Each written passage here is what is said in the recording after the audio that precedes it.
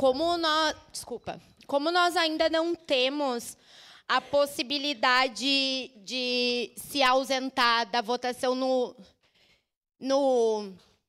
no painel, de se abster da votação no painel, eu vou me retirar por uma questão que, para mim, é muito central.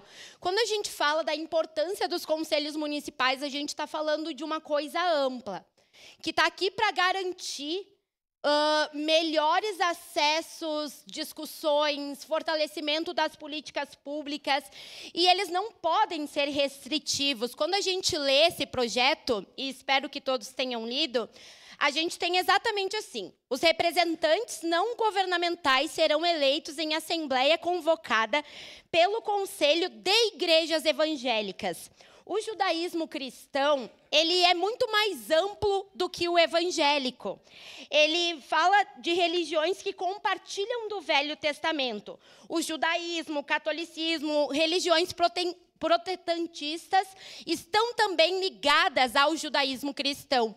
Então, quando os 10 membros não governamentais serão todos eleitos por um conselho evangélico, eu acho que a gente não está seguindo o objetivo do que está sendo votado. Eu acho que a gente está restringindo o funcionamento desse conselho. E se é um conselho que vai ter 10 membros escolhidos pela igreja evangélica, ele não pode ser cristão, porque o cristianismo é muito mais do que isso. E, portanto, eu vou me abster dessa votação. Muito obrigada. Obrigado, vereadora Estela. Com a palavra.